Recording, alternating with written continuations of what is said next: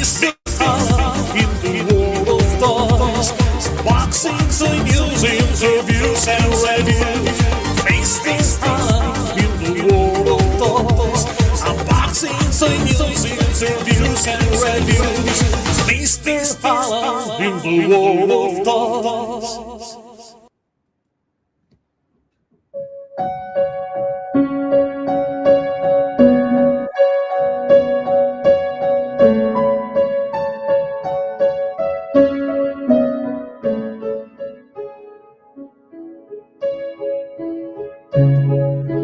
On YouTube, you can find awesome YouTuber that talks about nerd stuff. One of them is a guy with a pretty interesting contents because he's not just a normal reviewer, he's more like a vlogger. And he shares an opinion and thoughts about this freaking awesome toy business. So for the first time ever on Mr. Alan SuperShow, I am the one, the only Nerdzoic. So please welcome my guest tonight, Nerdzoic. So please welcome for the first time ever on my Mr. Alan SuperShow, Matt Big Nerdy Nerdzoic. Welcome, Matt. That was quite the open. That was awesome. I'm happy because everybody loves the intro, including also my friends from Hasbro. Every time I do a new song, I do a new song for them when I did interviews. I like that everyone has a new song every time they comes on my show. So it's the first song for Matt Big Nerdy Nerdzoic. Absolutely. That's great. Thank you. So let's start immediately. How you start to think about to do a YouTube channel toy related and not just toy related? So it was actually kind of a happy accident. I was trying to learn how to do YouTube stuff because I wanted to jump into restaurant consulting of all things. And I wanted to make videos on restaurant management. And it's such a boring, not fun topic. And I didn't know how to use the camera. I didn't know how to edit anything. So my wife said, well, why don't you just make a video about something you know about? So I made a couple toy videos. I'm like, yeah, let's put them on YouTube. Let's see what happens and go from there. And that's kind of how it happened. Yeah, I like also that you are like more an opinionist about toy, not just a normal reviewer. I like it. You create your personal spot in this world of toys, no? And tell me how started this idea to do something different. What's that? I'm sorry. Tell me what is your idea to do something different about toy, not just to do so everyone reviews, right? So I was like, what do I do? So I said, I'll just be sarcastic and talk about what I like and what I don't like and throw in random movie references every 30 seconds or so, because that's what it's like talking to me on a normal day. And I really like I used to watch a lot of David Letterman growing up. So I love top 10 lists. It was my favorite part of his show. So I was like, you know what? Let's make this our thing. We're going to do top 10 lists and make fun of stuff and just have fun. Yeah, absolutely. I think the people want to see ranking stuff, no? Ranking favorite toys, favorite movie. And also I think in some way we ranking stuff in our life. No, we have something to prefer and something that we don't like so much. So if you can do a top 5 or your favorite things in life, what are these? What are the favorite things? What are the favorite things? Top 5 for Matt. The favorite things. That is so tough. I guess let's start off with like food related. Got to go with like Reese's peanut butter cups. We're gonna whittle this down here weirdly. We'll do Reese's peanut butter cups at 5. We're going to do pizza at 4. We're gonna do sleep at 3. Sleep is fun, big fun. We'll throw in. We're on the 2. 2, we're throwing in my children. Greatest thing in life. And number 1, I'd be an idiot not to make this number 1 is my beautiful wife. Awesome. So I see a lot of love there. I see. Oh, yes. And your wife is a collector too, or what she thinks about your passion for toys and these nerdy worlds? She's an enabler. She doesn't really collect anything.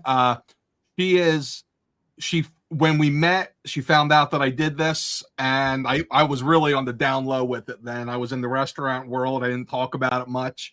But she found out about it and thought it was cute for some reason. So that's about her extent of it. And now she knows it pretty well, but for the longest time she did not. Yeah, and what is your? We talked about that a little bit early before the show. What your favorite toy that you collect, that you are most looking forward to see what is next? What is next? I want this figure. I want another figure. So I switch all the time. I told you before the show, it's Ninja Turtles. That's the one that gives me like the biggest, like excited feel. And they're probably the ones, if you told me I could only take a couple things with me and I had to leave the house, like that's probably one of the, that and my wrestling toys are the ones I would take first. But Yeah. you know, when it comes to like what you're looking forward to, it always changes. Like I don't know that I'm looking forward to anything in the Ninja Turtle world because I don't know how you improve from what we've gotten. We've already gotten amazing stuff from NECA, from Super 7 even. And I just don't know how you beat that. Yeah, absolutely, absolutely. Brian Freeling is also a friend of mine. Actually, this show was born with Brian in 2020, and then we did together about 11, 12 episodes. I lost the counts, but I like how they do, especially in a way they try to do something. I love movie accurate figure, but I love also cartoon accurate figure. So I like, for example, the take that they did for G.I. Joe, cartoon accurate characters, figures, or for example, where they did actually the Club Grayskull line. So I like the cartoon accurate figure, like TMT cartoon accurate. So I'm more for the cartoon for TMT. To me, for example, the worst figure ever, speaking of ranking down, is the Shredder vintage one. I never liked the figure. It was so crappy, so different from the character from the cartoon. And when I was a kid, it was so frustrated. What, this is Shredder? This with this arm so Skinny. Skinny. He was weak looking. I remember that. And then we got the second wave with Bebop and Rocksteady, and the world was well. Yeah. But Bebop and Rocksteady, the vintage one, were nice. Were not bad as a figure. Shredder was really, really awful to me. I never liked that figure, honestly. Yeah, they messed that one up. That was a shame. But you mentioned another of my passion, wrestling, because I have also another channel of wrestling. It was about 52,000 subscribers, another different kind of world. But I did also interview with some wrestlers like Ahmed Johnson, Barry Horowitz, Baron Corbin, and all these guys. And I discovered to me the wrestling is more art than sports because they are like rock star. Imagine, especially the guys from the 80s, the golden era, no? They are like a rock star with short lives. So tell me something about your passion with wrestling. What is your favorite era of wrestling and your favorite wrestler if you have one? Oh, wow. That's great. So, yeah, I have watched wrestling since WrestleMania 7, Hulk Hogan versus Sergeant Slaughter. So far back I go with it. I started then, and then, of course, like anyone else who's in their early, mid-40s, the Attitude Era was huge for me. That was pretty cool. But really, what really got me hooked the most was I grew up about 25 minutes from the ECW arena. So I was smack dab in Philadelphia during the heyday of ECW. Never went to a single show, but I went to every single meet and greet, audience, autograph signing, and it was phenomenal. I absolutely loved it. For the longest time, the Sandman was my favorite wrestler. And, you know, if I had to like Mount Rushmore, my favorite, he'd probably have to go in there just for his entrance. I still like, I try to find old videos to show my kid of the entrance, the full entrance. And it's hard to find them because it was taped so poorly. And most of it's been scrubbed off the internet because of copyrights of the Sandman, Enter Sandman song. But him, Mick Foley, Roddy Piper are probably the big three for me. Wow, I like that you put Roddy Piper. Actually, it's my number one. I love Roddy. He's amazing. Yeah, Absolutely amazing. So good on the mic, so good as a character. And actually, when he passed away in 2014, when I watched the tribute video, I was emotional because it was like lost your childhood hero, no? It was He was my hero during high school when he was going up as in WCW against the NWO. It was like the one pay-per-view I had to buy was him versus Hogan at Starrcade. And yeah, I loved it. My memories are because I'm a guy that I grow up, especially with the end of the golden era. But I like rewatch old stuff, including the '70s stuff, because I discovered also in the '70s were good characters, like for example Ace Taxcalon, a huge country boy. So I like wrestling because it's like a kind of art. Because I discovered that you love wrestling, I want to share with you because I'm a stop motion maker. And with my channel, I create something they call it my WWF Hasbro Federation. It's a series of stop motion with a roster that including people from the '70s until the new generation era, the era of Diesel, the era of Razor Ramon, that era. So I want to search we continue the conversation because maybe I need some time to find out on the web, on my channel. But I want to show you one of my stop motion of wrestling because just to know what do you think about it, because we have this passion in common. And I think that to me, what is your reaction, for example, when Hogan passed away? I was super sad. Like he'd probably go up there with like as the fourth big one for me. And like everybody else who grew up in that era, he was the guy. When we were kids. And yeah, he's had a controversial life, but it's Hulk Hogan. He's a character. So I love the character. Absolutely loved it. Yeah. I think also is something special about Hogan that everybody knows Hogan. If I talk, for example, my grandmother, I remember she remembered Hogan and she doesn't know basically nothing about wrestling.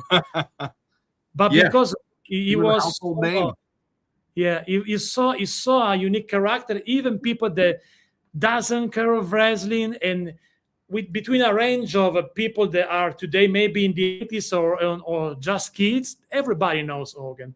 Yep. And I think this one is something special that no one really have, because yes, John Cena is super popular, but if I ask to my mother who is John Cena, she doesn't know, for example, no.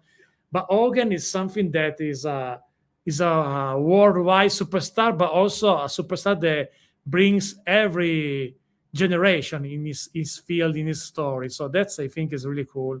Yeah, he really is. And you know, he did. It was pretty wild because he was wrestling in that era you were just talking about in the late '70s. He was wrestling the Mid-Atlantic Loop against Andre long before WrestleMania was a thing. And he was around for a long time. And I like also, you mentioned now, Andre. Andre is another character that I like because I like this idea, then a freak, because imagine Andre without his success, a giant with acromegalia, this problem, no, with this issue. But suddenly he was just a poor guy that worked in a farm in a small city called Emolien near Grenoble in the side of France. It's not so far from me because I live in North Italy, so maybe about a few hours from where I live. And I like the story, like a freak that become a superstar because it's different, no? It's unique. It's unique and become superstar because something that maybe could be a bad things in life, no? I like this story. It's like perfect for a novel, no? What do you think about Andre the Giant story? It's a beautiful story. There's been obviously there's been documentaries. I've read a couple of different graphic novels that were of his life. One was more fictional. One was pretty accurate. The thing I think I find the most fascinating about Andre, though, is he was super athletic. And we're not even just talking about for his size. He was a very athletic guy. He was doing drop kicks at 7 feet tall till he got to New York, and Vince McMahon Sr. said, "You're a giant. You shouldn't be doing that. You're an attraction. You come here, you let people bounce off of you, and we'll make you rich." And he figured it out. Yeah. For example, today in the WWE, I am a friend of official Italian broadcaster of WWE. He's a close friend of mine. Oh, cool. And we talk about that together sometimes, off records, obviously, because he can say nothing against WWE officially. But To me today, I think there is a problem in WWE because we have a good athletes, no questions about it, but we miss a larger than life character, including also, especially also giant. They have almost no, is a real giants, but is off screen ever since Triple H take over the company. So to me, it's not the type of wrestling I like because I want to see good story. I want to see larger than life character, but not only because of the size. Of Piper, for example, wasn't a big guy, but was larger than life. In my opinion, today we have a lack of that in the WWE. And also in AEW, for example, if you compare the two companies more popular today. So what do you think about today wrestling? We really do. You're not wrong, but I think that it's making I think seeing Danhausen in WWE is really cool, making a comeback to that larger than life type of personality. I hate it when I see him doing interviews and he's not in character. I'm like, no, keep the magic going. You need to be Danhausen all the time. And I thought it was really cool. I mean, this is kind of part of the problem. Like if you look at Undertaker, his entire career he protected the gimmick. He didn't like allow himself to be seen out. He drove a hearse in the 90s. He protected that gimmick, but now he's like on Netflix in the background doing podcasts and you're retired, but like, could you imagine the guys now doing that? The sacrifice that goes into creating these characters, it's a lot.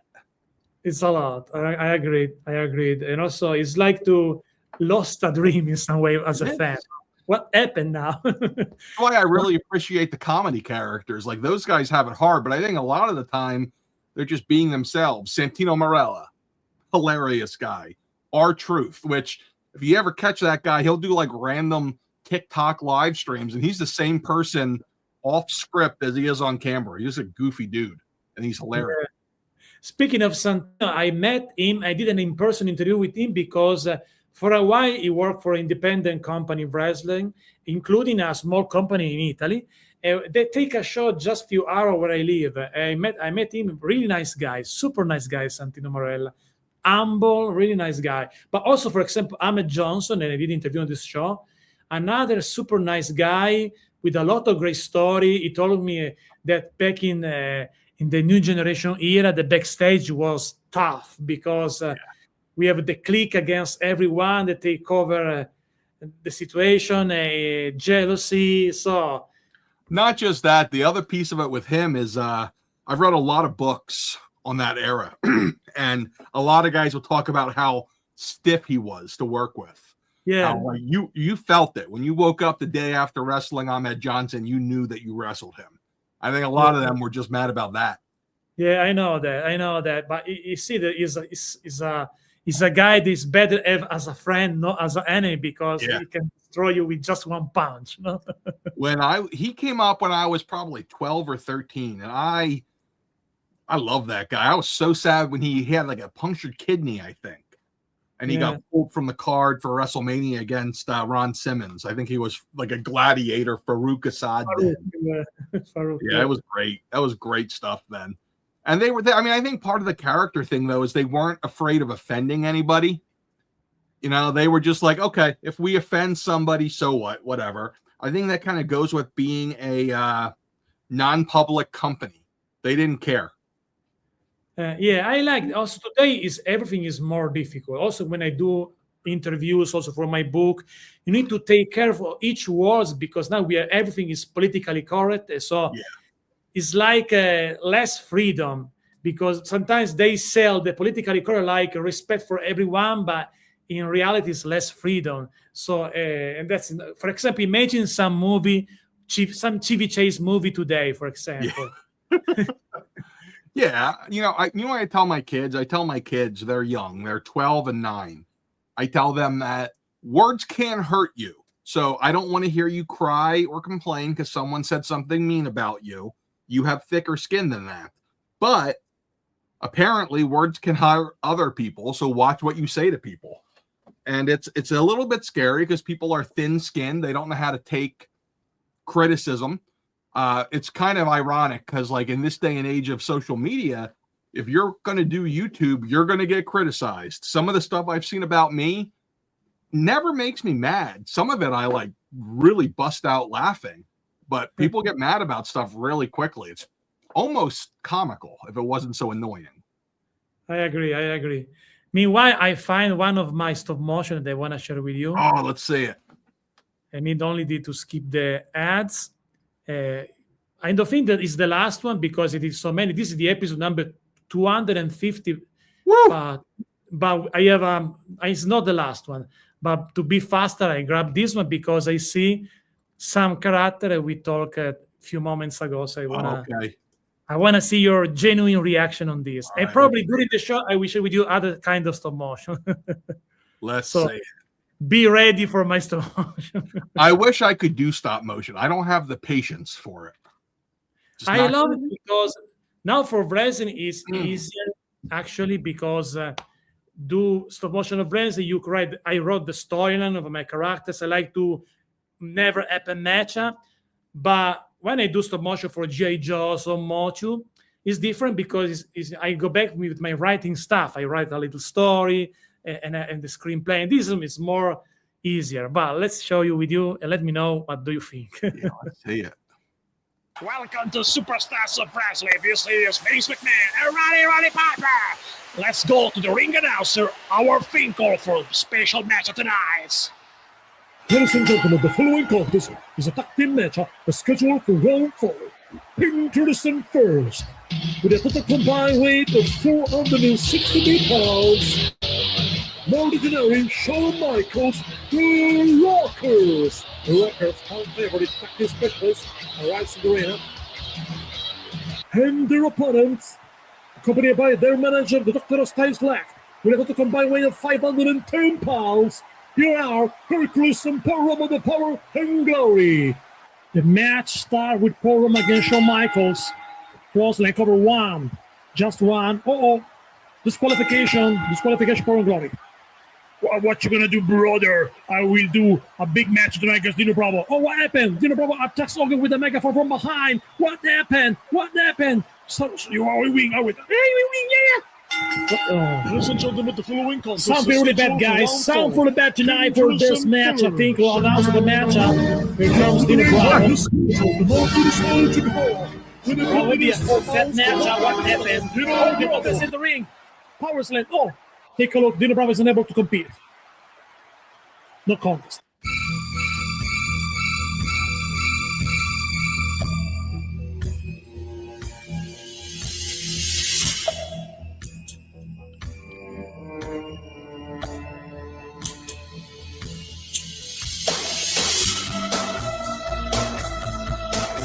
Ladies and gentlemen, the following contest is the main event of the evening for the heat of the championship match.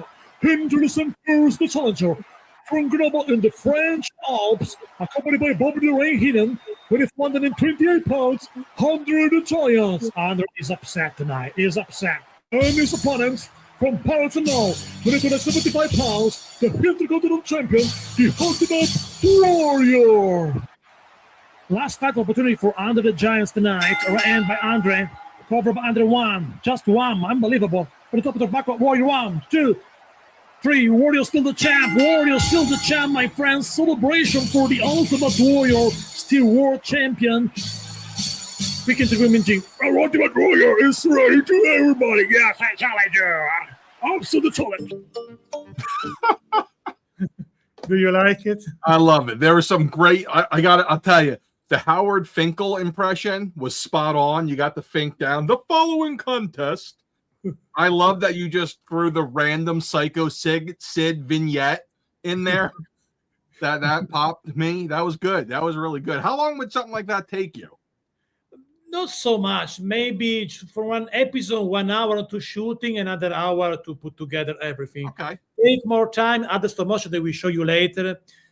That they did for Mythic Legion or Mochu or G.I. Joe Classified, because you need to write a story. And in this case, I use also different voice with AI because I want to give some different vibes. But there is a super chat, so I want to share that from No You Cheese 87. Hello, Mr. Allen and Big Nerdy. Welcome to the channel. Thanks for watching, my friend.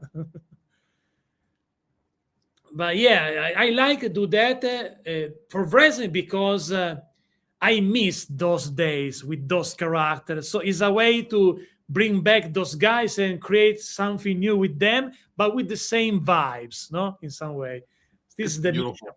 Who are your favorites? Like, do you have an all-timer? Do you have an all-time favorite? my favorite number one is Roddy Piper. Is it Roddy? Oh, I love Roddy that. is my number one. But I love Andre. I Okay. love Hogan because he's a part of my childhood.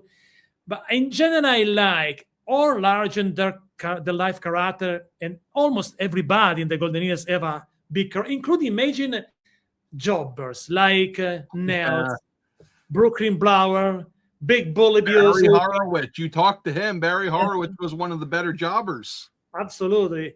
And Barry Horowitz, when Horowitz win, you remember against Skip. Horowitz win. Yeah. And I like that in that era, actually everyone has a character. No one was except for the guys that were just a real jobber like Mario Mancini. That I did an interview with him. He's a great storyteller, Mario Mancini. I did an interview with 2 hours on this channel. He has a story for everyone in the backstage because he works with everyone. That's funny. That's amazing. So I'm happy for one that today, finally, with Demolition the Hall of Fame this year. You know that Access match inducted. Finally, come on, was a shame. I was so excited to get their new figures this year. I love them. I knew them before the Legion of Doom. So to me, they were like the original crazy, muscular, kill everybody tag team. Yeah, they were the original to me too. When the Road Warriors comes with the WWF at the time, like Legion of Doom was something new. Yeah. But we know, in my opinion, the real copycat of Legion of Road Warriors in WWF are not Demolition. Nope. But Powers are of Pain. Exactly. Yep. Man, we are on the same page. Wrestling nerds, man. I was a wrestling nerd forever. And nobody guesses it because everyone's like, oh, you're the Star Wars guy. I'm like, yeah, sure. Marvel guy. Yeah, sure. Now, wrestling's the real thing.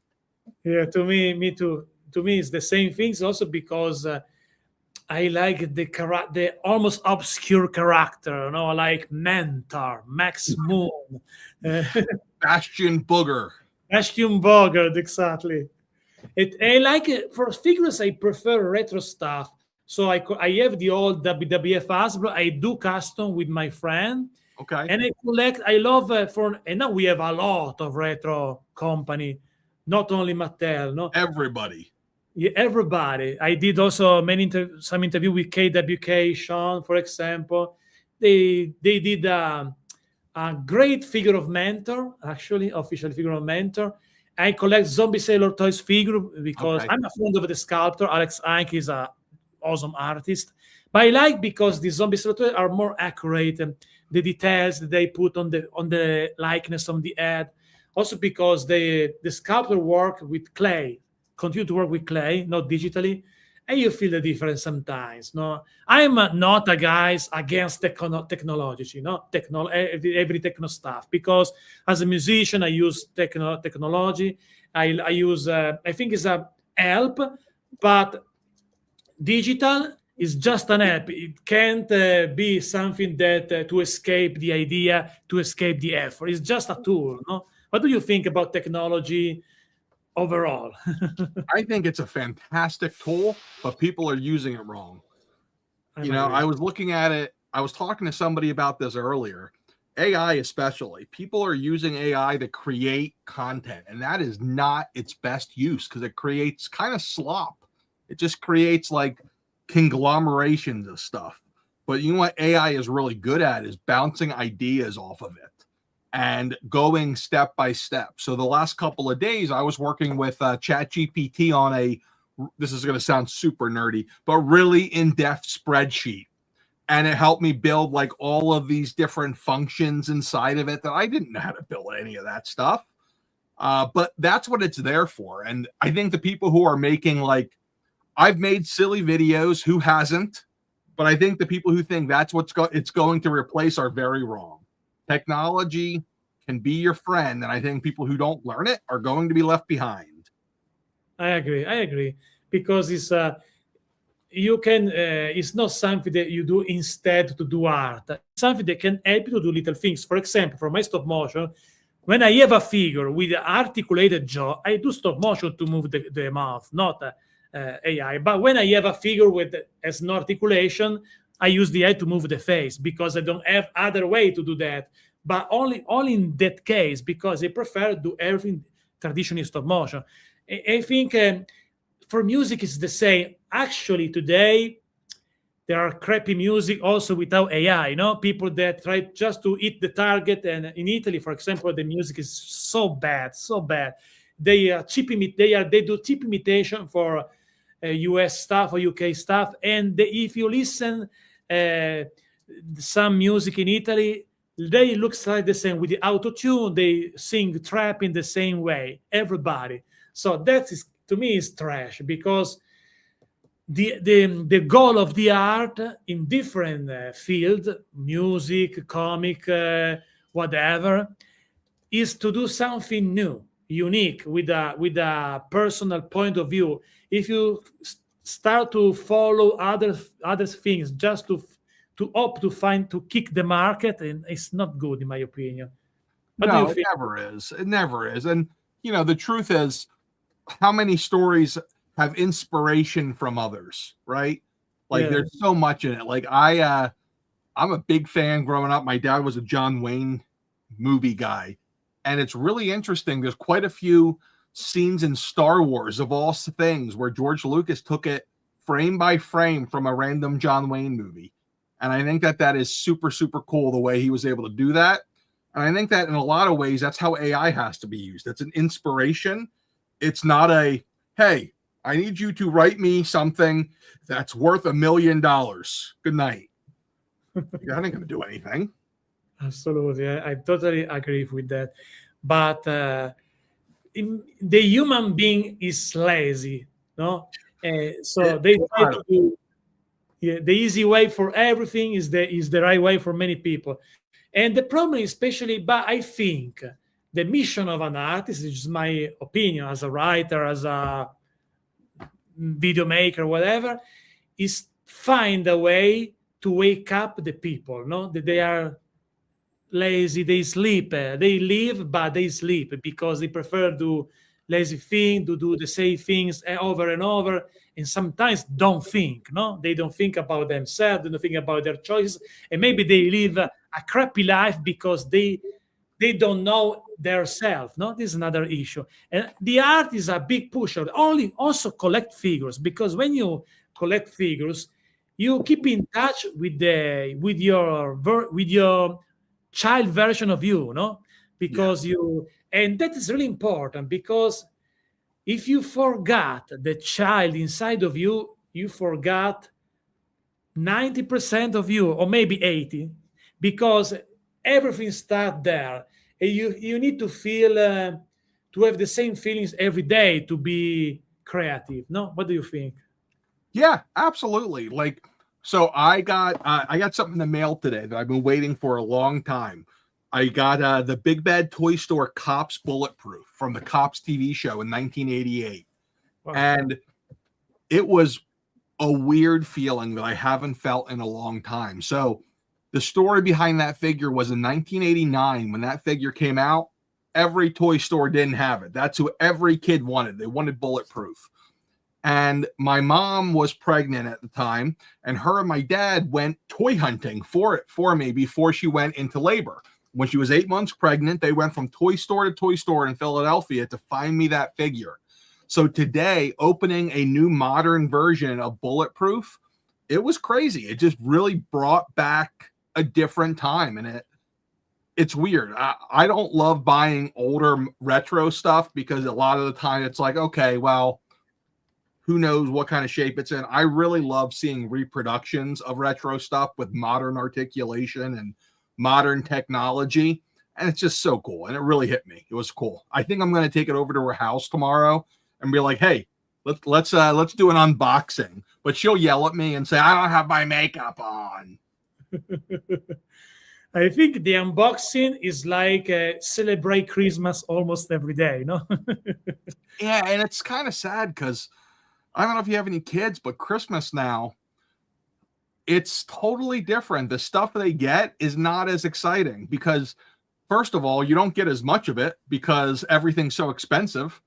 And the stuff they get, it's like, okay, cool. My 12-year-old this Christmas, he's like, oh, right, baseball cards. Oh, right, football cards. And I'm like, yeah, baseball cards, football cards. I love them too, but we can't open them and play together. They're not as fun.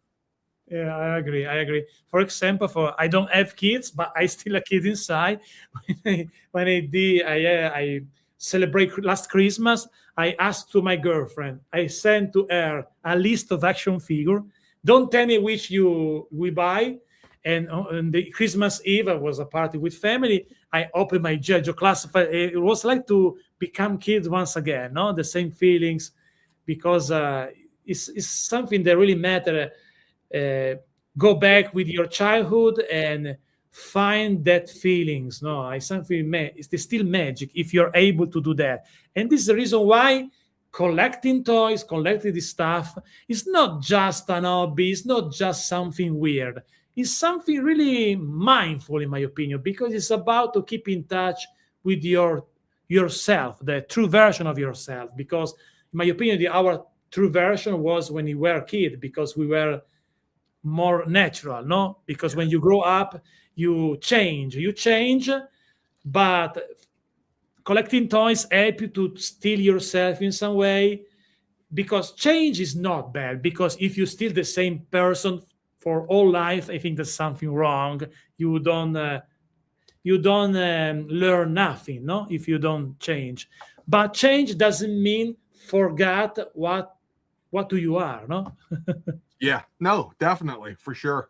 You know, that's just such a huge part of growing up, and you got to remember that stuff. And it's just, I think for a lot of people, me included, you almost forget until you see that stuff again.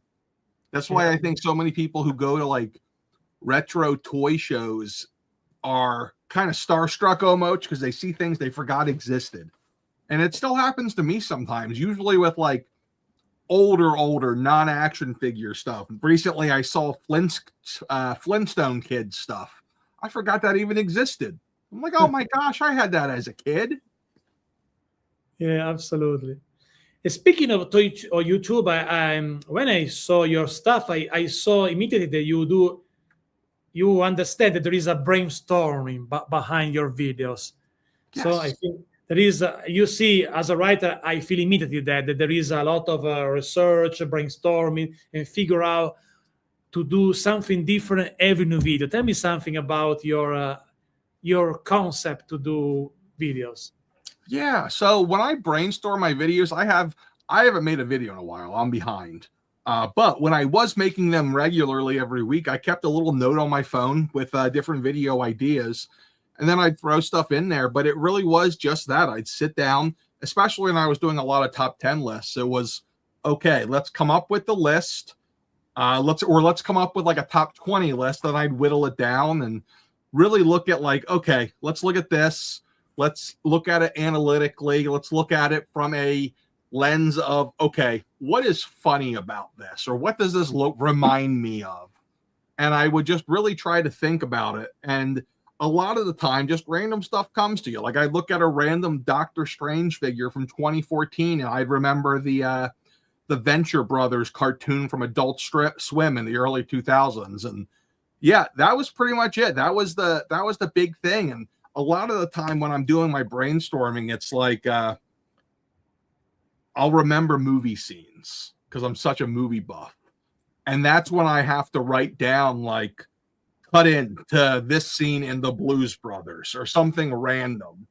And a lot of the time I will, because I don't like script anything. I bullet point everything, but I will put bullet points in there that will say things like, make Blues Brothers joke. I'll make my joke, and then because I have a gentleman, Epi, who does a lot of my editing for me. I'll say, Epi, I need you to pull this clip from Blues Brothers, search this on YouTube, you'll find it. And that's pretty much my whole process with it. Cool. And I like also that you mentioned one of my favorite movies because I love Blues Brothers. Oh, really? I love it. My dad made me watch that with him when I was young, and I was hooked. I love that movie. Actually, I think that Dan Aykroyd is a genius because he did great stuff over his career. I recently watched a movie, rewatched a movie a few nights ago because I'm a guy that I love living the night. For example, right now in Italy are over 2 a.m., close to 3 a.m. But to me, it's normal because I love living the night because I feel more free. I have more freedom. No one ring the bell. So I'm a guy that live in the night. And so like last night I watched a movie. I don't recall the English version of this title. Actually, I watch movie in English because I do also English version of my books because my goal is to find the literary agents in US or Canada or Australia, whatever, because the market are bigger. So as a writer, I can have more opportunity. So the reason why I watch movie in English, but I don't recall the title. But it's a movie about with Dan Aykroyd and Walter Matthau. And Dan Aykroyd was was in jail, but was get a transfer to a psychiatric clinic. Was a fake crazy guy, and he find a way to escape instead of a psychiatric. There is also in that movie another awesome. I don't recall the actor. They did another important role in the movie. That was passed away a few years ago. However, now I'm blank on that name, but it's a great movie because it's a parody of the psychiatric world, psychology world. With Dan Aykroyd, they become a fake psychiatric. Before was a fake patient of a clinic, of a psychiatric clinic, and then become a fake psychiatric, no? And do a radio star. There is also Donna Dixon, his former wife, in the movie. I don't recall the title in English, however. I looked it up. The Couch Trip. Exactly. I just looked it up. All I had to do was put in Dan Aykroyd, Walter Matthau, and it came right up. Yeah. Did you see that movie? I don't think I have. I don't even think I've heard of it. Now I'll have to check it because I love Walter Matthau too. Yeah, you can find it also on Amazon Prime. Is available. So you can find the movie. I had the Italian version. I watched when I was a kid so many Italian versions because since when I was a kid, it was Dan Aykroyd. So I watched basically all his movies in Italian back in the days. But now I rewatch in English because I know this movie so well. So it's interesting also because see a movie in its original language, I think is better. Because during the translation, you lose something. For example, when I try to translate my book, my goal is to do the same sense. Because, in English, you have different slang, different catchphrase. In Italy are different. So what is your favorite Dan Aykroyd movie beside Blues Brothers? Because I already know that. Besides, let's see. I'll probably say a movie he wasn't even the star in, and that would be Tommy Boy, where he was the muffler, the brake pad guy. He was like the villain of the movie. I loved him in that. Obviously, Ghostbusters. He made so many cameos where he wasn't the star. And then he even did a couple movies where he was a dramatic lead. Well, the one with Macaulay Culkin, I can't remember. My Girl. He did that movie with him. He's a fantastic actor. Also, Driving Miss Daisy is another movie. Was he in that? That's Morgan Freeman. Was he in that too? Yeah, he got actually an award for the Oscar, a nomination. Oh, really? I don't know. Wow. Yeah, he's fantastic.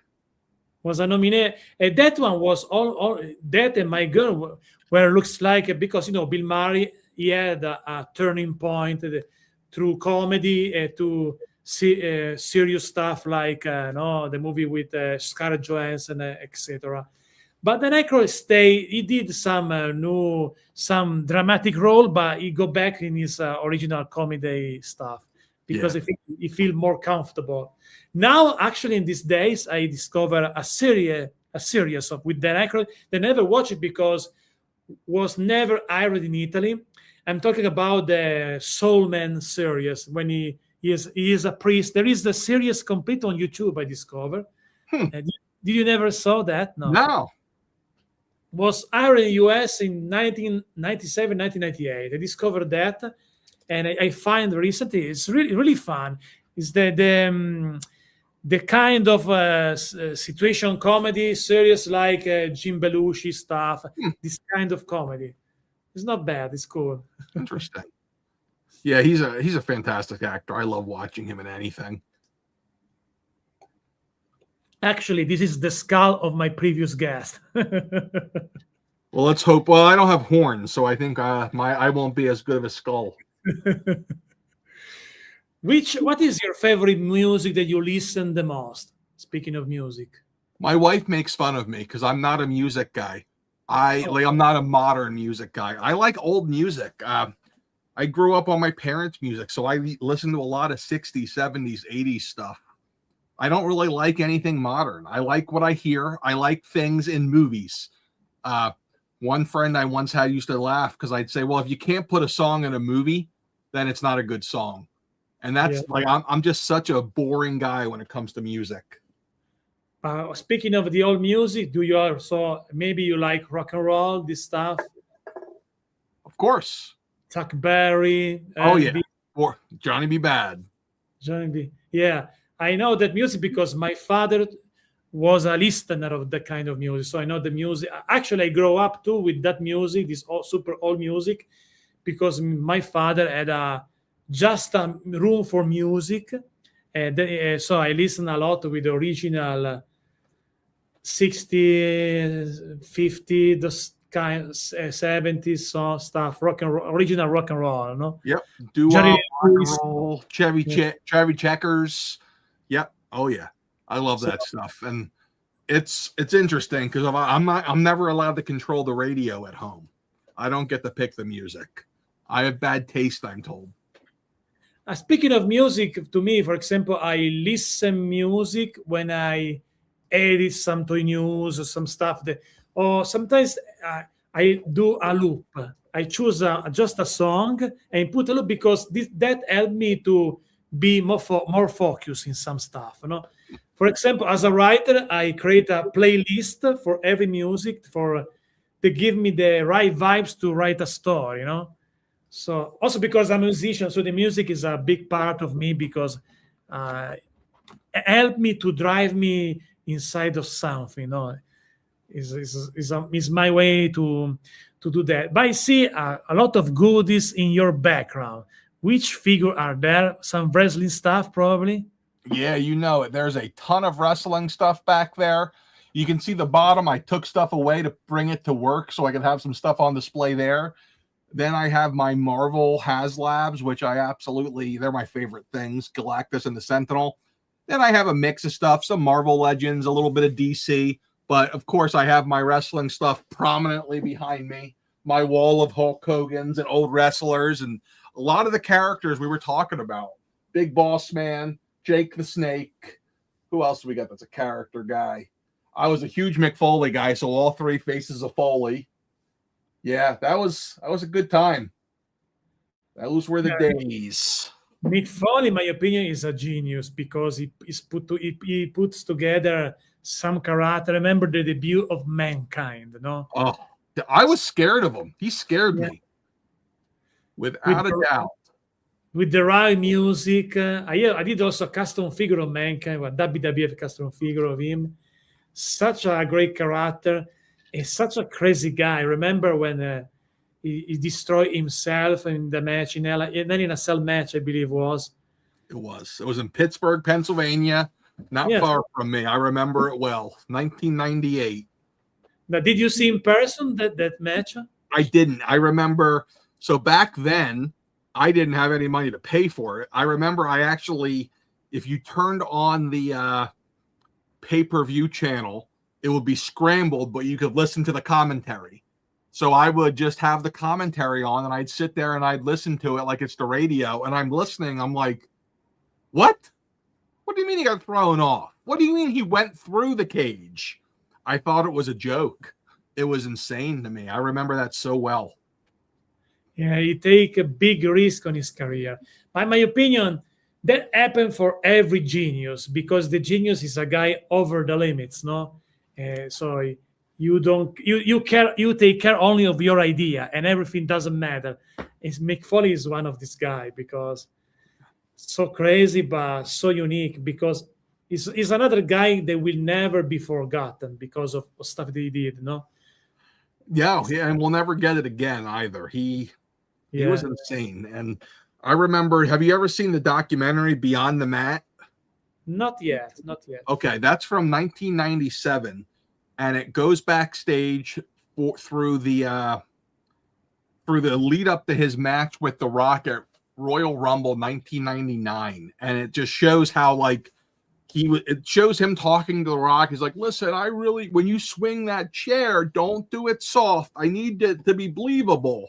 I need you to really lay it in. And I'm just like, this guy's insane. Yeah.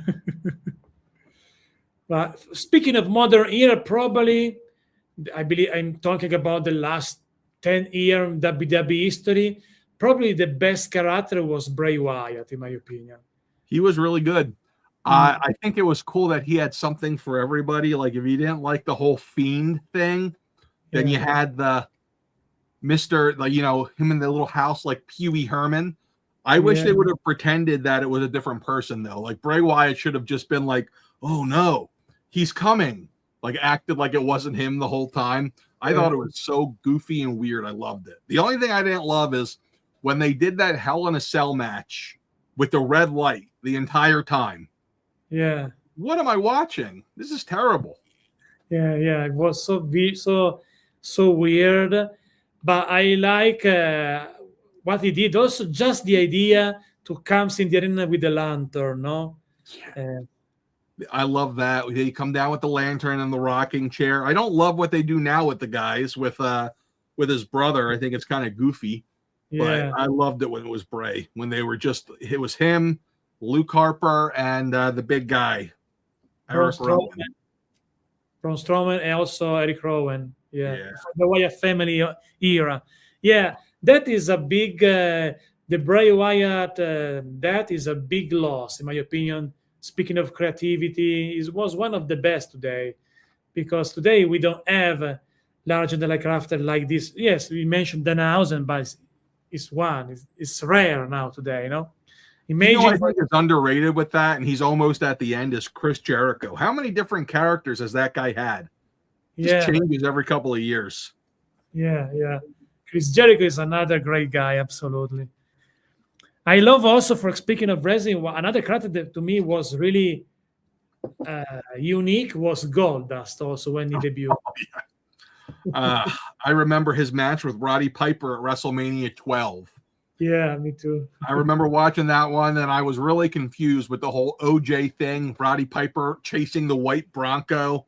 I'm like, okay, I don't get this. I'm only 13 years old. I don't understand what's going on here. But it was pretty wild. Super wild, no questions about it. Yeah. Good days, good memories, no, man?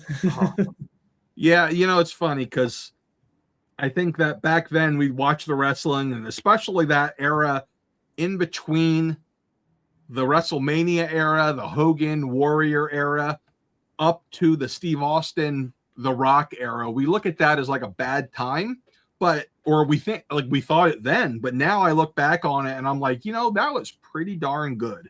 Razor Ramon and Diesel, it was good stuff. Absolutely. Also Vader when it comes to the I loved Vader. I was a huge Vader guy. I always felt like they could have done so much more with him when he came in. Yeah. I love body type when they wrestle. I love seeing a big guy just throw himself around like that. Yeah, I like also the stuff that they did in every time the new big, huge super heavyweight comes to the WWF at the time. First of all, he destroyed all the other super heavyweight. The first things, I remember Vader against Yokozuna, they destroy Yoko, was impressive also. When they comes with this, I don't recall the name of this vehicle that they use also in the supermarket to lift big weight, no? Oh, yeah, like a forklift. Yeah, he was. Exactly. I remember him beating up Gorilla Monsoon, which is what brought us Roddy Piper as commissioner. Yeah. Because Gorilla Monsoon was the interim president, no? Yeah, remember who we had for the longest time? It was Jack Tunney. Jack Tunney. I have also the figure of Jack Tunney. The auction. I have a custom figure and the officially figure made by Zombie Cello Toys, the first ever Jack Tunney. Really? For the Yeah. longest time, I thought that guy was the boss. I believed it. Whenever Bret Hart started making comments about Vince McMahon being the boss, I was like, what's wrong with this guy? He's just the announcer. Why are you mad at him? Yeah, me too. Me too. Yeah. And to me, for example, this was something better than today, because today we have social media. You see Gunther, the bad guy with his kids. It's not good, because that means to be a mean guy. Also, I don't want to see his private life, for a bad guy. I don't want to see, for example, back in the day, Urquhart become tender with his kids.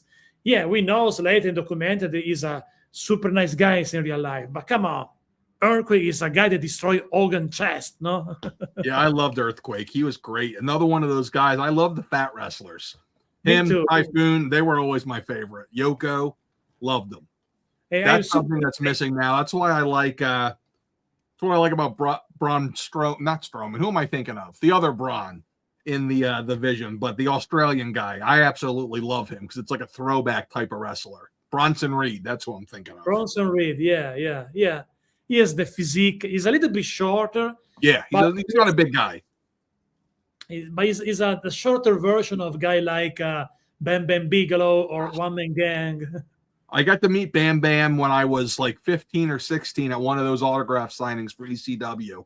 Just surreal seeing a guy, like, talk about larger than life. When you have your head, I can't imagine. I have a shaved head. I can't imagine having flames all over it. Like, talk about commitment. How was in real life, Bam Bam? He was nice. He was quiet. What was interesting to me is he had like a 13 or a 14-year-old son at the time. And after the autograph signing, they just acted like normal people. He took his son to the different stores in the mall. And I'm like, man, that's different. That's cool. And it's funny because, like, as you meet the different guys, you see different parts of their personality. The Sandman, I went to an autograph signing with him at a beer distributor. Shocking. But I'm outside waiting for him to show up because it was an outdoor signing, and my mom took me. I was like 15. And she comes out and she's like, there was some weird guy in the beer distributor who was talking to me. And then he comes like driving in his car. It's a convertible. Enter Sandman's playing. He does the thing with the with the beer can. And my mom's like, oh yeah, that's who I was talking to. She had no idea. Bam Bam, I think he did some good stuff also in WWF, but probably the best spot of his career is ECW because he became a real star there, no?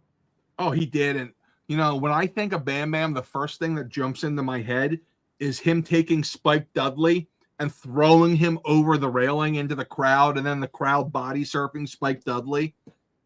That's what I think of when I think of Bam Bam. Or when he had Taz on his back and he jumped backwards and they went through the ring. That's what I think of with Bam Bam. It was really impressive because for a close 400 pounder guy, he was so agile. He moves. I wish he would have stayed in one spot. If he wouldn't have left the WWF in like 88, 89, I think he would have been huge because after Andre, they started to run out of big bad guys for Hogan to fight. They were like manufacturing them. That's why we got Zeus. Yeah, Zeus, the human rocking machine. Oh my gosh, Tony Lister. Yeah, I was scared of that guy after I saw the No Holds Barred movie. I didn't even want to watch the pay-per-view. I was scared to death of that guy. It's crazy because when I saw, for example, I believe the Jackie Brown movie of Quentin Tarantino with Tony Lister, I saw, oh, there is Zeus in the movie. Yeah. He was in he had a lot of random cameos. He was in The Dark Knight. He was one of the prisoners. Yeah, that's right. He passed away recently. But yeah, it was I think it was recently. I don't even know. Time flies. But yeah, he was an interesting guy. Yeah, a few years ago, I believe, because it's difficult to take the count because every year we lost many legends now because some become older, some have a so bad life, have a short life. Speaking of Bamber, I remember his Survivor Series. Not as a kid because I was too young, but later I started to buy the DVD of wrestling, called it Target Classics with to two Survivor Series, to a pair of Survivor Series per Royal Rumble together, two DVD together. So I remember Survivor Series 1987, the main event, and the two teams won. One side we had Hogan, Bam Bam Bigelow. We have Mr. Wonderful, Paul Orndorff, Ken Patera, and Don Morocco. And the other side, Under the Giants, King Bundy, one-man gang, Recruit and Butch Reed. And the match ended with the four Super 8 with Bam Bam Bigelow alone against Andre, one-man gang, and King Kong Bundy. I don't even remember that. That must have been 88, I think, because that was still when they were doing 5. The first ever Survivor Series, 1987. Okay. I mean, you can see the match on YouTube. I don't want to do a spoiler because if you watch, I love those old Survivor Series. That was for the longest time my favorite pay-per-view. I love the Survivor elimination matches. It's one of those things I'm like, man, I miss those. They were fun. They were it was random to get. It was like you'd see wrestlers in the ring together with each other that you never see. Like, when else are you going to see Demolition on a team with Hulk Hogan? Yeah. I like also Royal Rumble. Royal Rumble is probably my favorite because I like the ideas. And my favorite Royal Rumble are the older, like from 1988 to 1996. I remember Royal Rumble 1989, but not because I watched it when I was a kid, because I watched later as a fan. I have also DVD. Now it's available on YouTube on the official channel. The WWE Vault is a channel of only old stuff. You can see there also ACW match with Bam, however. And Royal Rumble 1989, number 1 entrance, Demolition Smash, number 2, Demolition X. So this year, they did something similar with the women. I think it was Charlotte and Alexa. And when one of them came out, I said, they're going to do a Demolition. I'm telling you right now, we're getting Demolition. 1989. I remember that so well. And they beat the snot out of each other. Yeah, super cool. My favorite Rumble will be the same as everybody else. 1992. Ric Flair came in at number 3, and he won it all. Talk about a star-studded Rumble. It was Hogan, Piper, Savage, Flair, Taker. Was the Warrior in it? It was just an insane Royal Rumble. Yeah, Sid Justice was in the Royal Rumble. Yeah. Also, a short appearance of Nikolai Volkov in that Royal Rumble 1992. Yeah. Yeah, some of them have such random things. Like, I think it was 96 in Texas. They had a bunch of random luchadors in there because it was in Texas. And I love the Royal Rumble. I went to go see one of them. I saw the one 2015. I was there when Roman Reigns won his first Royal Rumble, and The Rock came out afterwards, and I was one of the guys booing because I wanted Daniel Bryan to win. I remember it well. Good time. So you saw the show in person. You was there. Wow. I saw that show in person, and I was at Royal Rumble, I was at WrestleMania 40 in person, my only WrestleMania. And then this year, you can see me a lot on TV. In the night, it was the Raw after John Cena was retired, when Gunther's like going back and forth, laughing at everybody. You see me in the background like this because I was in the second row on the aisle, first row on the aisle. Sure. It was great. Now in Turin, in Italy, they will do Clash in Italy in a few months, right? So about 1 hour from my house. So now I try to think about if I can do that, because as a writer, I'm busy in do convention, spend money for also to travel for that, to buy figures also, no? So you need to find a balance, no? Because actually, they've made the tickets so expensive. Yeah. Even especially for bad tickets. Yeah, it's too much, especially if you want to be in the front row. 1,000 euro, 2,000 euro is more than $2,000, you know. My friend bought us tickets today to a show. It's a local show. It's MLW, I think. But he got us front row seats for $80 a ticket, US. I'm like, yes, perfect. Yeah.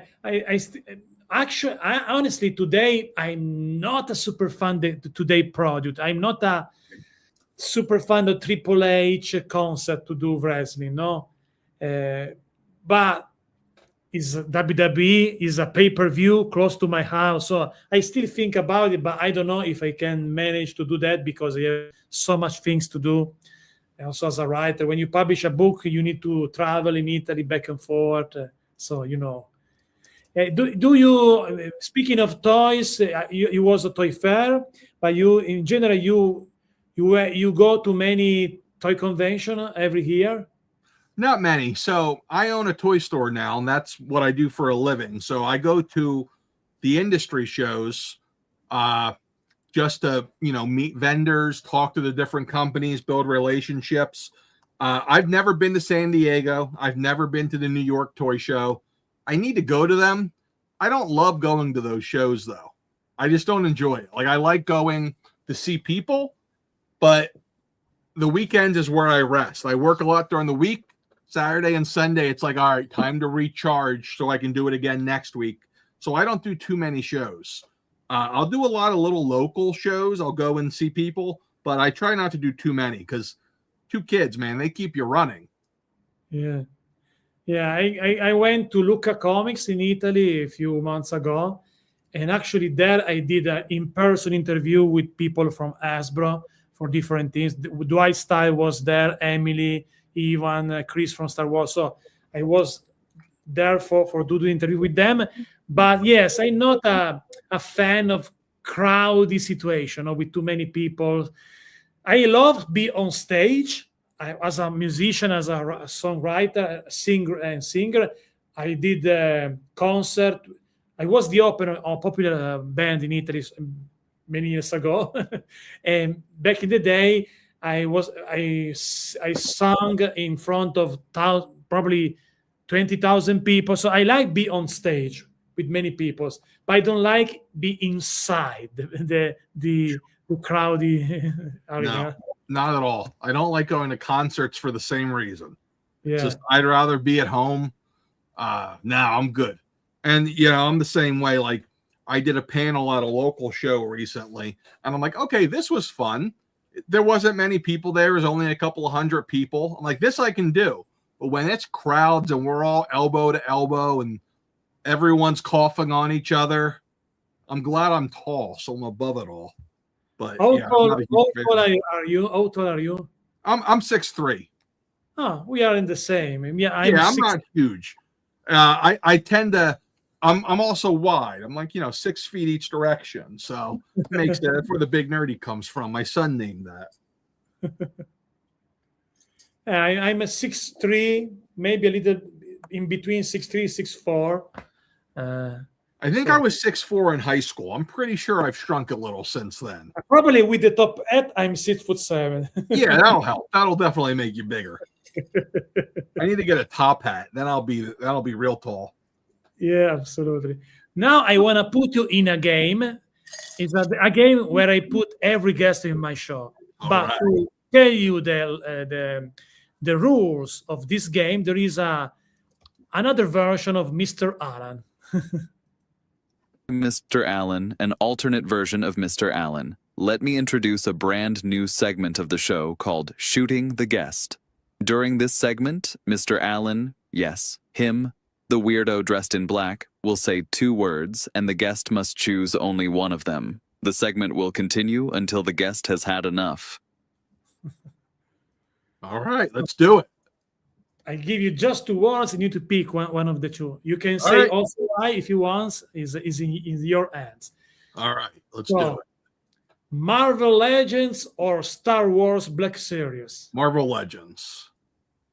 Marvel Legends or Marvel Select? Marvel Legends.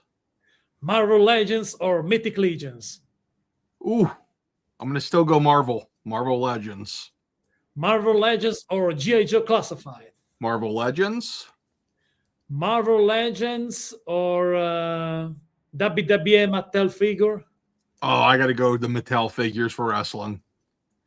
WWE Mattel figure. No, we switch another content. Dan Aykroyd or Bill Murray? Ooh, I'm gonna go Bill Murray. Bill Murray or Chevy Chase? Bill Murray. Bill Murray or John Belushi? John Belushi. John Belushi or Jim Belushi? Ooh, still John Belushi. That's close though. John Belushi or John Candy? Ooh, I'm gonna stay with John Belushi. Rick Moranis or Harold Ramis? Whew. Let's go with Rick for Honey, I Shrunk the Kid. John Goodman or Rick Moranis? Rick Moranis. Hulk Hogan or Ant the Giant? Andre. Bastion Booger or Mentor? Ooh, let's go Bastion Booger. 1, 2, 3 Kid or Aldo Montoya? Aldo Montoya. Shawn Michaels or Bret Hart? Shawn Michaels. Roddy Piper or Goldust? Roddy Piper. Mankind or Papa Shango? Mankind. Ultimate Warrior or Matchman Randy Savage? Randy Savage. Ooh, yeah. Big Bossman or Akeem? Boss Man. Earthquake or Typhoon? Earthquake. Scott or Rick Steiner? Scott Steiner. Missing Link or Harley Race? Harley Race. And now switch in another stuff. Spider-Man or Wolverine? Spider-Man. Iron Man or the Black Panther? Iron Man. I think is enough for the game. Oh. All right. I'm winded. That's good. Good stuff. You did a good job, man. Some guests says we're in trouble to pick someone. Oh, I love pressure. I'm good. And now I want to share with you another stop motion. All right, let's do it. I want to share with you a recent stop motion. Actually, is my latest G.I. Joe classified stop motion that I did just a few weeks ago. So I need only to skip the ads because we have the ads, but you know on the sounds of the ads there are copyright. So it's important that to don't listen the sounds on the ads in the stream because you know. Okay, are you ready, Matt? I'm ready. Let's do it. Okay. This is a brand new series of stop motion. This is the episode number 2 actually now. So it's recent, this one. It's more recent than my wrestling stuff.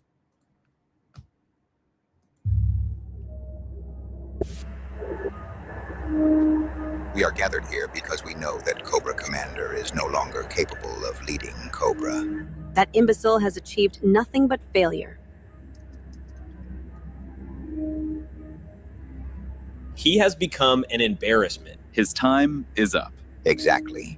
And that is why I have been working for the past few months. Today is the big day when I will show you our new leader. I have created the perfect leader, combining all the great minds in human history. All the greatest leaders are inside him. Excellent.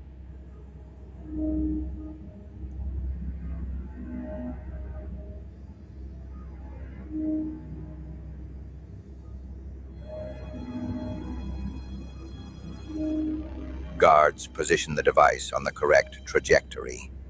Now I will bring Serpentor, our new leader, to life with a very powerful electric shock.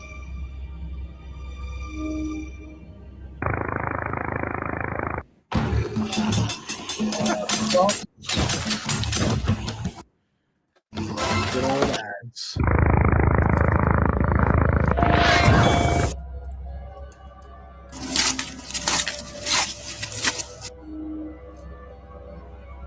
Know that I am the one you seek. I am the one born to rule, destined to conquer. Let those who fear me follow me. Let those who oppose me vanish.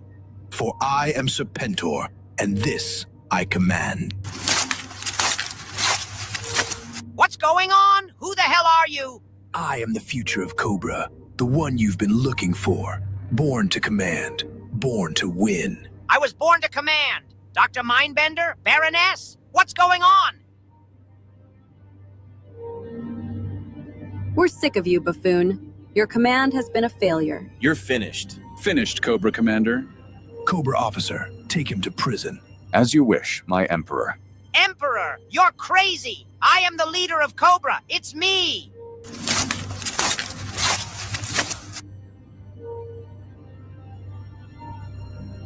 Now it's time to deal with the enemy, Tomax and Zaymot. Go and capture General Hawk. The true leader of G.I. Joe will kneel at my feet. Of course, my lord. Let's go right away. Go and don't fail. If you fail, it will be the end of you. Cobra officer, you will regret what you are doing. I am the true leader of Cobra.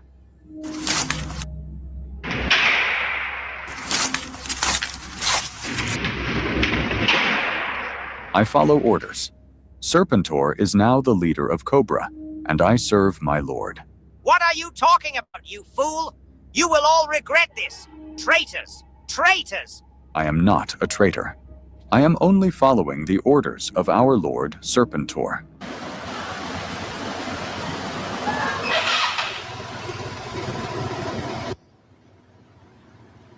Finally home. This job is getting harder and harder. Yes, and you have no idea how much, General. How did you get into my house? I think you should be worrying about other things. What do you mean? That it's time for you to disappear.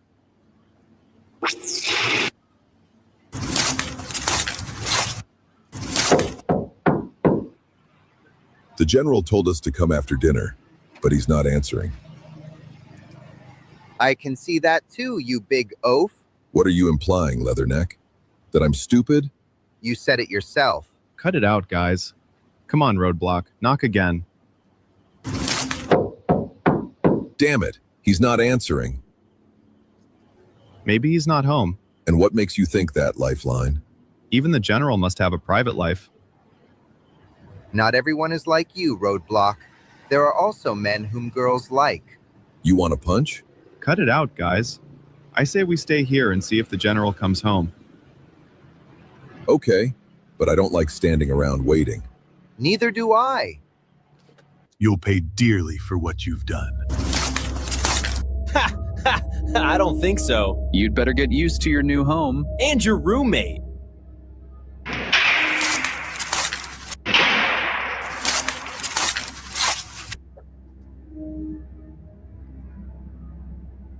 Cobra Commander, what are you doing in Cobra Prison? I thought you were behind my kidnapping. I would have gladly kidnapped you, damn G.I. Joe. But my men betrayed me to follow a madman. Let me get this straight. There's a new leader of Cobra? They call him Serpentor. I should have kept an eye on Dr. Mindbender. Dr. Mindbender? What does he have to do with all this? It seems he was the one who created Serpentor. So he's not human? I don't know what he is. All I know is that he took my place. I'd rather avoid it, but I think we need to work together if we want to get out of this situation. Work with you. Forget it. If you want to stay here forever, go ahead. I'm leaving. This window is weak. You can get out from here. Okay. You win. Let's call a truce.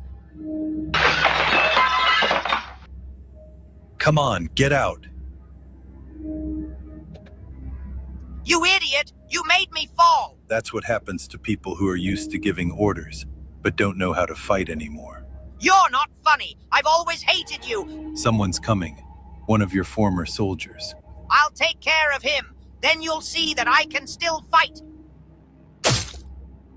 Now it's your turn. No, Commander. You're still the boss to me.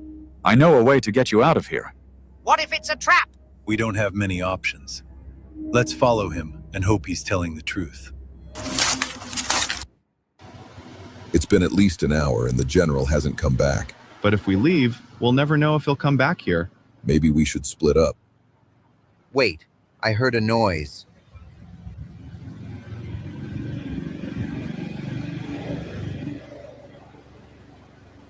General Hawk, is that you? Wait a minute. What's that chrome face doing with you? Has he been holding you prisoner? Guys, get ready to shoot. We have to rescue the general. Stop. It's not like it usually is. I'm not his prisoner. We escaped together. Escape together? I don't trust that snake. Well, you'll have to, you big monkey. Noi di Pixar Printing non abbiamo inventato la stampa, ma con i nostri biglietti da visita.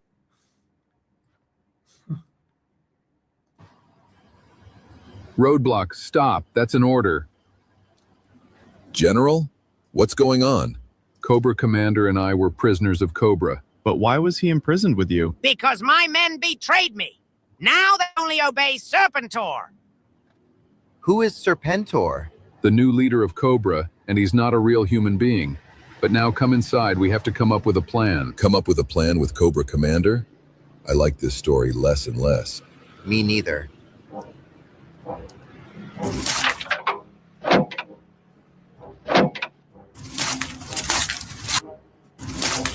It won't work. Your stupid soldiers will never work with us. They will, and you'd better cooperate, or I'll be the first to shoot you. Damn G.I. Joes.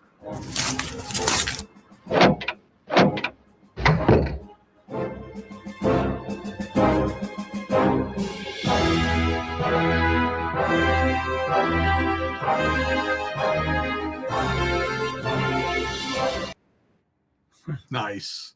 That's impressive what the AI can do with those faces. Yeah. It was a way to me because those faces haven't the articulated jaw, so it's the only way to move the mouth. But this stop motion take me so many hours between shooting the scene. It also not just shooting the scene, but build the scenario for different scene, no?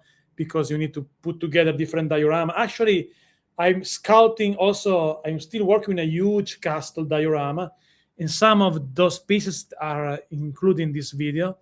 But between shooting, create the scene with the dio, etc., shooting everything, then writing the story.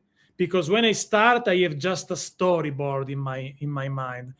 Write a story, the dialogue, and then find.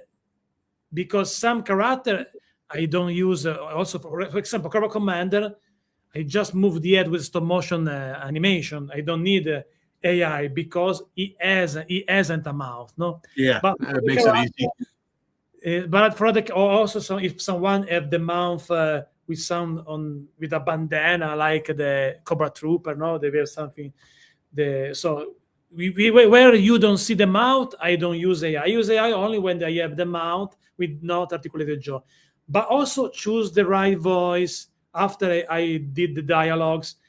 Take me more than 10 hours do a stop motion like this one. Wow.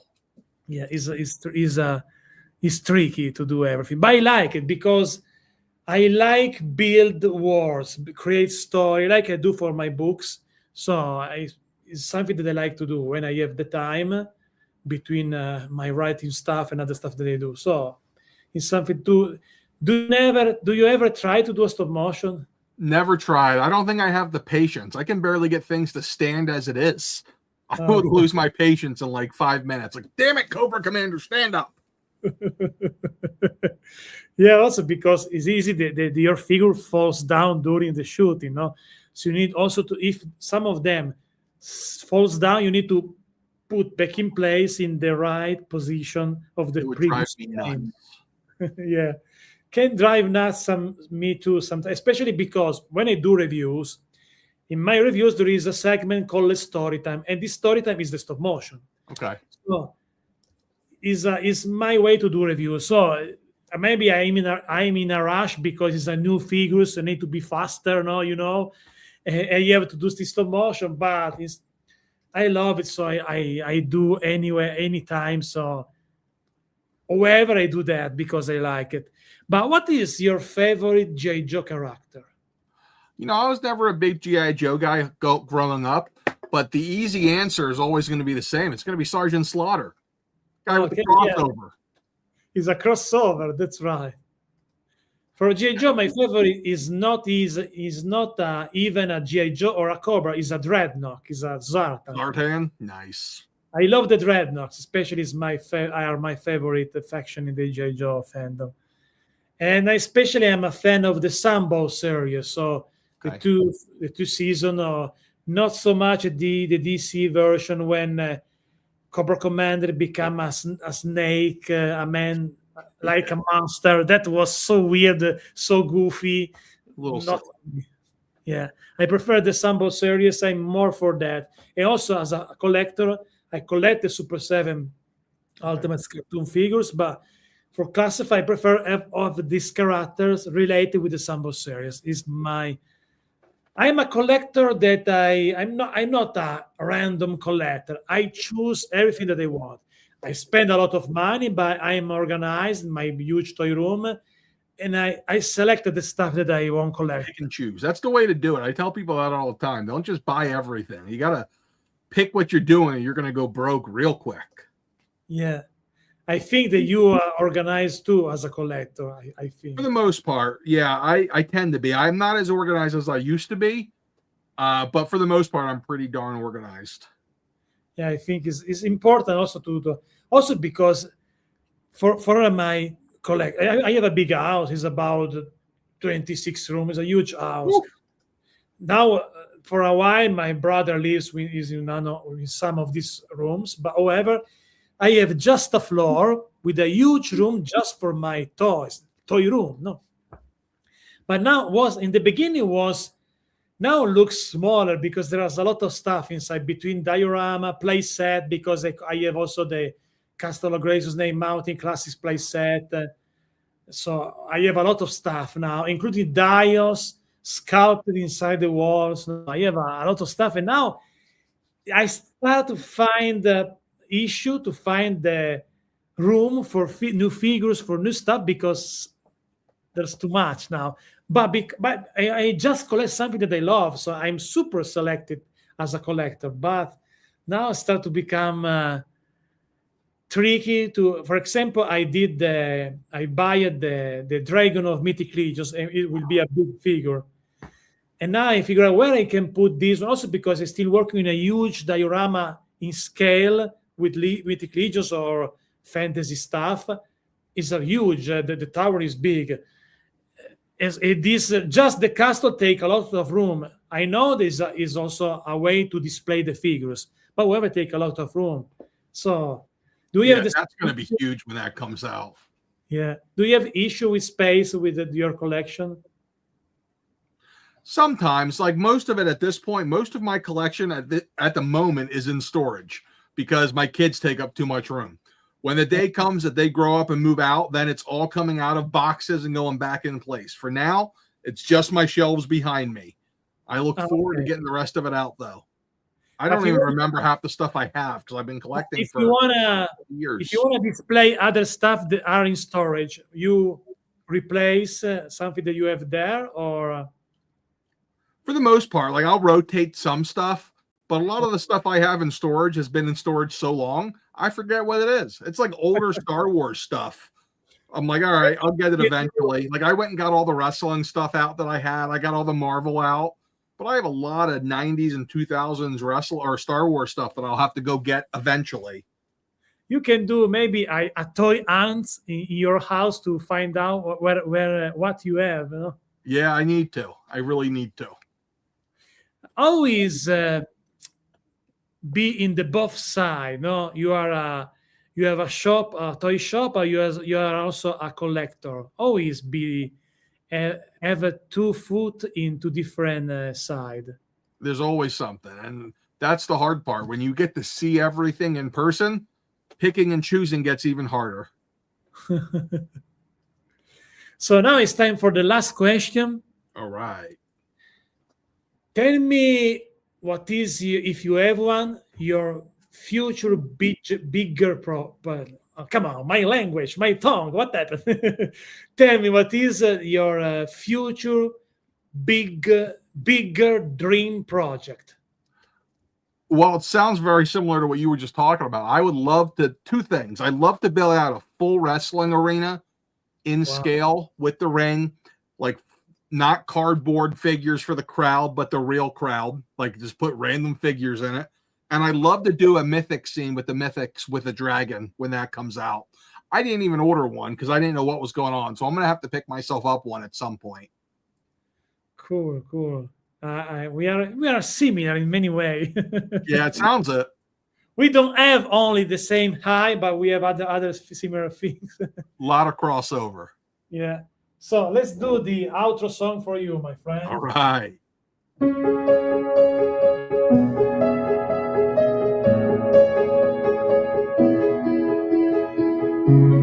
best thing to me to do a show like this is to meet new friends and find new connection. So I'm very happy to have a new friends in the world of toys. Talking about the one and the only Nerdzoic Matt, aka Big Nerdy. So thank you so much, Matt, to be on my show. Thank you so much.